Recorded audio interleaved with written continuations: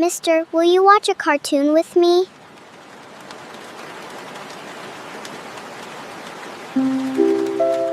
Han Min-jae didn't even look up from his laptop when the tiny hand tugged gently at the sleeve of his white shirt. Financial reports covered one screen. Architectural blueprints filled another.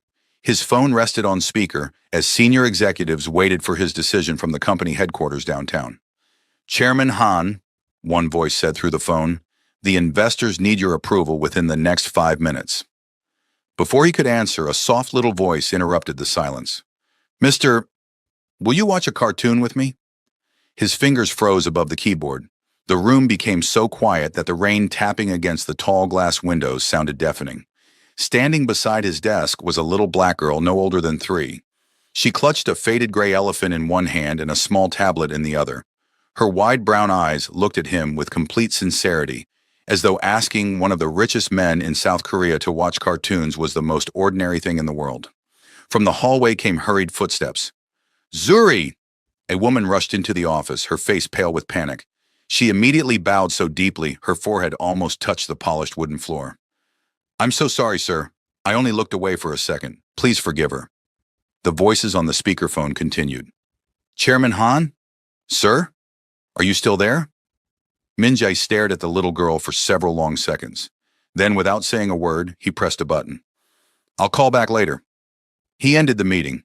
His employees on the other end sat in stunned silence as the line went dead. The billionaire slowly closed his laptop, looked at the child, and asked quietly, "What cartoon?" Zuri's face lit up brighter than the morning sun. Before you hear why that simple question changed a lonely billionaire forever, take a moment to like this story, subscribe if you enjoy emotional dramas, and tell us where you're watching from. Stories like this remind us that sometimes the smallest moments become the biggest turning points. Long before anyone called him Korea's youngest billionaire, Han Min-jae had learned that success attracted admiration while trust invited betrayal. At 30 years old, he owned one of the country's largest real estate companies, designing luxury towers that reshaped the skyline of Seoul. Business magazines praised his discipline. Television hosts called him a genius. Investors competed for his attention. None of them knew what happened after the cameras disappeared. His fiancée had sold private details about his life to reporters after their engagement ended. The mentor who had taught him everything about business secretly stole a multi-billion-dollar overseas project and claimed it as his own. A trusted executive had accepted bribes from competitors for years before disappearing with confidential company information. Every betrayal left another scar. Eventually, Min-jae stopped believing that people stayed because they cared. They stayed because they wanted something. His mansion reflected the man he had become. It was breathtakingly beautiful. 4 stories of glass, stone, and steel overlooking the Han River. Everything had its place. Everything remained spotless. Everything remained silent. Employees spoke only when necessary. No music played through the halls. No family photographs decorated the walls. The house looked perfect. It never felt alive. Across Seoul, Ama Okafor folded a neatly pressed maid's uniform while trying not to panic. At 33, she had spent 6 years in South Korea after leaving Lagos in search of better opportunities. She had mastered Korean, earned an excellent reputation through an international housekeeping agency, and finally received the assignment every domestic worker hoped for, working for Han Min-jae. The salary would allow her to rent a better apartment, save money for her daughter's education, and finally stop worrying about every bill that arrived. Then, at 6 that morning, everything fell apart. Her babysitter called crying, "My husband has collapsed. They're taking him to the hospital. I can't watch Zuri today." Amma closed her eyes. Every relative she knew lived thousands of miles away. Every friend she trusted was already working. If she missed her first day, the agency could replace her immediately. She looked toward the bedroom. 3-year-old Zuri sat cross-legged on the floor watching her favorite cartoon while hugging her little stuffed elephant. The cheerful music filled their tiny apartment. When the episode ended, Zuri looked up and smiled. "Are we going to your new job, Mommy?" Amma knelt in front of her. "You have to come with me today." "Okay, but you have to be very quiet." "I'll be quieter than a butterfly." Amma laughed despite the knot in her stomach. "I know you will. When they arrived at the mansion, the size of the building seemed to swallow them whole.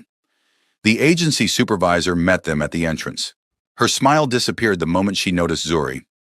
"What is this?" "My babysitter had an emergency."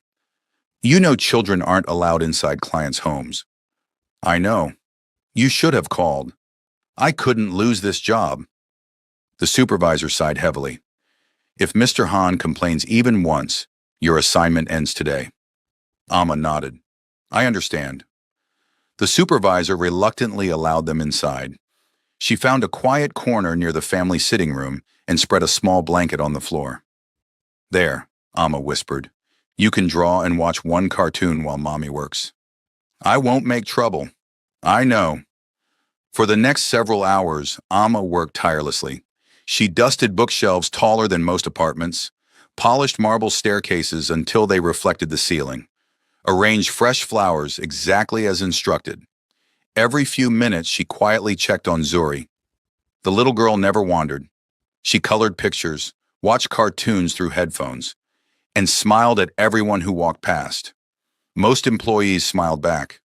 Only one person hadn't seen her yet: Han Minjai. Late that morning, he stepped out of his private office to make coffee.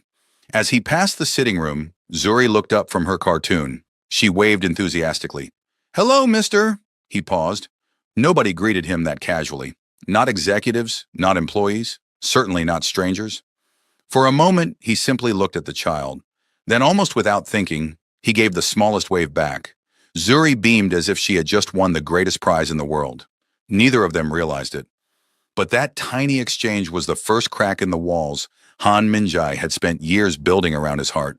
Zuri celebrated that tiny wave as though she had made a brand new friend. She hugged her little elephant and whispered, "See? He's nice." Amma smiled while folding freshly ironed towels, but she wasn't convinced. "Mr. Han is kind enough to let us stay." "Don't bother him, sweetheart. He's very busy." "I won't." "You promise?" "I promise." For the rest of the afternoon, Zuri kept her word. She remained in her corner, coloring pictures of smiling suns, blue birds, and little houses, while her cartoon played softly through her headphones. Every so often, she glanced toward Minjai's office, wondering if he was still working. Inside that office, work never stopped. Emails poured onto 3 computer monitors. Contracts waited for signatures. Architects called with urgent questions. His finance director phoned twice in less than an hour. Normally, Minjay could work through any distraction. Today, however, something unexpected kept stealing his attention. Laughter. Small, genuine laughter drifting faintly from the sitting room. He found himself pausing between emails, listening without realizing it. When he finally noticed what he was doing, he frowned. "What are you doing?" he muttered to himself. He closed the office door. Yet somehow the silence felt heavier than before. The next morning, Amma arrived with Zuri again. "I found another babysitter," she explained to the supervisor, "but she can't start until next week." The supervisor nodded reluctantly. "As long as Mr. Han doesn't object." To Amma's surprise, he never did. Days became a quiet routine. Every morning, Zuri unpacked 3 things: her elephant, her crayons, her tablet. Every afternoon, she watched the same cartoon while Amma worked through the enormous mansion. The little girl never complained, never demanded attention, never touched anything she wasn't supposed to. She simply filled the quiet house with little bursts of laughter. One afternoon, Minjay passed by as she was singing along with the cartoon's opening song. She immediately smiled. "Hello again, mister." This time, he didn't just wave. "Good afternoon." Her eyes widened. "You remembered me." He almost smiled. "Yes, my name is Zuri. I'm Minjai."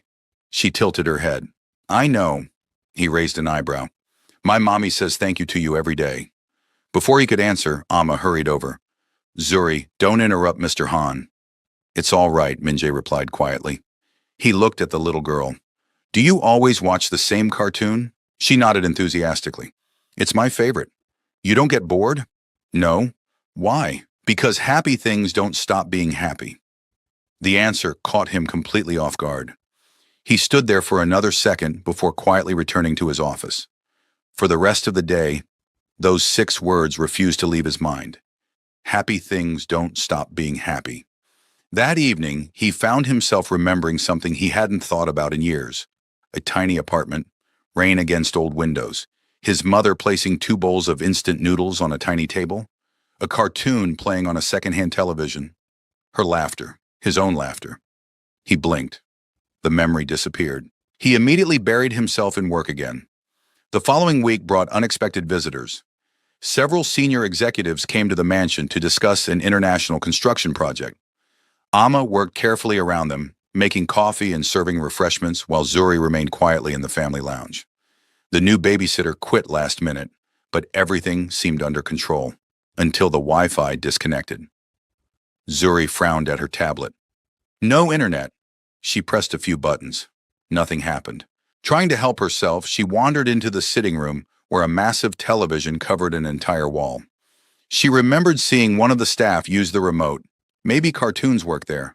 She pressed one button. The television came alive. The cheerful cartoon theme echoed through the open living area. Because Min-jae's office door stood open, the music drifted directly inside. One executive looked toward the hallway and chuckled. I didn't realize Chairman Han ran a daycare. Another laughed louder. Maybe the next board meeting should include cartoons. Amma rushed in immediately, her face drained of color. Zuri! The little girl jumped. I'm sorry, Mommy. Amma grabbed the remote. I'm terribly sorry, everyone. She turned toward Min-jae. I'm so sorry, sir. This won't happen again. The room waited. One executive shook his head. Agency workers should follow basic rules. Another added, this is exactly why personal feelings shouldn't interfere with professionalism. Amma lowered her head. I understand. Before anyone could continue, Min-jae calmly stood. He walked into the living room. Every eye followed him. He looked at the frozen image of colorful cartoon animals on the giant television. Then he looked back at his executives. You've all spent the last hour discussing how to build better communities. Nobody answered. He continued quietly. And yet, he glanced toward Zuri. A child laughing bothers you. Silence. The executive who had mocked the situation forced a smile. We were only joking. Were you? Nobody spoke. Min-jae picked up the remote. Instead of switching the television off, he lowered the volume, then handed the remote back to Zuri. You can finish your episode. The little girl smiled shyly. Thank you. Amma stared in disbelief. So long as she keeps the volume low, Min-jae added, I don't see a problem. The executives exchanged awkward glances. The meeting ended minutes later. After they left, Amma approached him. I don't know how to thank you. You don't have to. They could have complained. They already complain about everything else. For the first time, Amma heard something unexpected. A joke. Very small, very dry, but unmistakably a joke. She smiled. So they do. As she walked away, Min-jae noticed something unusual. Smiling hadn't felt forced. In fact, it had felt surprisingly natural. That night, after everyone had gone home, the mansion became silent once more. He poured himself a cup of coffee and walked past the family lounge. On the small table lay a drawing. It showed 3 smiling stick figures. One had curly hair, one wore an apron. The tallest wore a black suit. Above them floated a bright yellow sun. At the bottom, written in uneven crayon letters, were the words, Cartoons are better with friends. Min-jae stared at the picture longer than he intended. He should have walked away. Instead, he carefully folded the drawing and slipped it into his briefcase. The next morning began like every other. Emails, conference calls, deadlines. Yet there was one difference. Han Min-jae glanced at the folded crayon drawing inside his briefcase before opening his laptop. He had no logical explanation for why he had brought it into his office, but he couldn't bring himself to leave it behind. Outside, rain drummed softly against the glass walls of the mansion. Amma finished arranging fresh flowers while Zuri sat in her usual corner, humming along with her favorite cartoon. A few minutes later, Min-jae stepped out of his office to refill his coffee. Zuri looked up. Mister, he smiled faintly. Good morning. She studied his face for a moment. You look tired. Amma immediately apologized. Zuri. It's all right, Min-jae said. She's right. He hadn't slept much. Another overseas negotiation had kept him awake until dawn. As he carried his coffee back toward his office, Zuri called after him. When you're done working, he stopped. Will you watch a cartoon with me? He looked at the laptop waiting on his desk, then at the little girl. I'll try. For the first time in years, someone had given him something to look forward to besides another successful deal. Hours passed. His finance director called twice. Architects requested urgent approvals. Investors want revisions before the market opened overseas. Still, every so often he glanced at the clock. At exactly 4 o'clock, he closed the final document. His assistant called. Chairman Han, the Singapore investors are ready. They can wait 30 minutes. There was silence. Sir? I said they'll wait. He ended the call. Then he walked into the family lounge. Zuri's eyes grew wide. You came! I said I'd try. She patted the sofa beside her. You sit here. He sat. She pressed play. Bright colors filled the screen. Funny animals chased each other through a forest, while cheerful music echoed around the room. For several minutes, neither of them spoke. Then, Zuri burst into laughter. Real, unstoppable laughter. Without thinking, Minjai laughed too. The sound startled even him. Amma looked up from polishing a nearby cabinet. She had never heard him laugh before, not once. He laughed again, then suddenly, he stopped. His eyes filled with tears. The cartoon hadn't made him cry. The memory had. He was 7 years old again, squeezed beside his mother in their tiny apartment. They had almost no money. Rain leaked through the old window. Dinner was nothing more than instant noodles. Yet every Sunday morning they watched cartoons together. His mother always laughed before the funny parts. So I don't miss them, she used to say. When she passed away months later, he never watched another cartoon, not once, until today. A tear rolled down his cheek. Amma quietly reached for a tissue. I'm sorry, he whispered. You don't have to apologize, she answered gently. I thought I'd forgotten her voice. But you didn't. No. You remembered because something good reminded you. For a long moment, nobody spoke. Finally, Zuri slipped her tiny hand into his. See?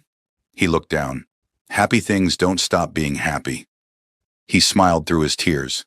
No, they don't. From that day forward, cartoon time became part of the mansion's routine. Every afternoon at 4 o'clock, no matter how busy he was, Minjay spent 30 minutes watching cartoons with Zuri. The staff noticed first, then the company. His temper became calmer. He asked employees about their families. He stopped sending emails after midnight. He even began eating lunch instead of skipping meals. People whispered that their chairman seemed different. They were right. He wasn't becoming weaker. He was becoming whole. One evening, while they shared tea after Zuri had fallen asleep on the sofa, Amma finally spoke about the past she rarely mentioned. I stayed in my marriage much longer than I should have. Minjai listened quietly. I kept telling myself children need both parents. She looked toward her sleeping daughter. Then one day I realized, children don't just watch what we say. They watch how we live. So I left. Were you afraid? Terrified. Any regrets? Only that I didn't leave sooner. He nodded slowly. I built walls because I thought they protected me. And did they? They protected me from pain. She smiled sadly. And also from joy. Those words stayed with him. Months passed. Then another opportunity arrived. Amma received an offer to manage a luxury hotel in Toronto. The salary was more than double what she earned. Housing, benefits. A future she had never imagined. Accepting meant leaving Korea. When she told Minjai, he remained silent for several moments. It's an incredible opportunity, he finally said. It is. You should take it. She searched his face. I was hoping you'd say that. On their final morning, Zuri ran into the mansion carrying her elephant. Mister, he knelt, I have something to show you. He led them to a large room on the first floor. The doors open. Amma gasped. Bookshelves lined one wall. Art supplies covered another. Soft rugs, tiny tables, painting easels, shelves filled with children's books. A large television waited in one corner. What is this? Amma whispered. A children's room. For Zuri. For every employee's child. Above the doorway hung a wooden sign. Joy lives here. Zuri wrapped her little arms around his neck. Thank you. Then she whispered, don't forget cartoon time. I won't.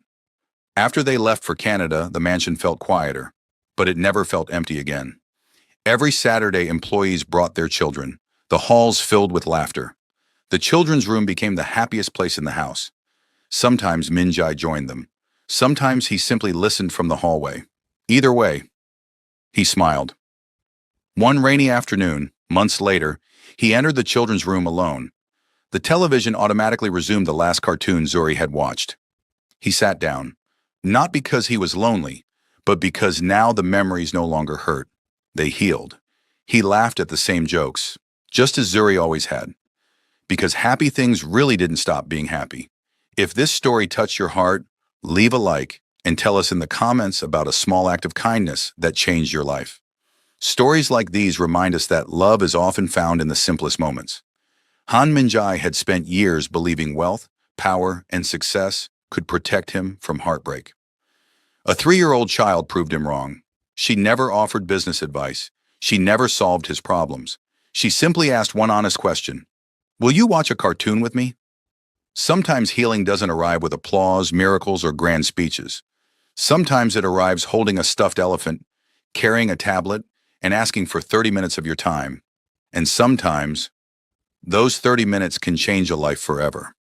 If you enjoyed this story, don't forget to subscribe and share it with someone who needs a reminder that the greatest gifts in life can never be bought. They can only be shared.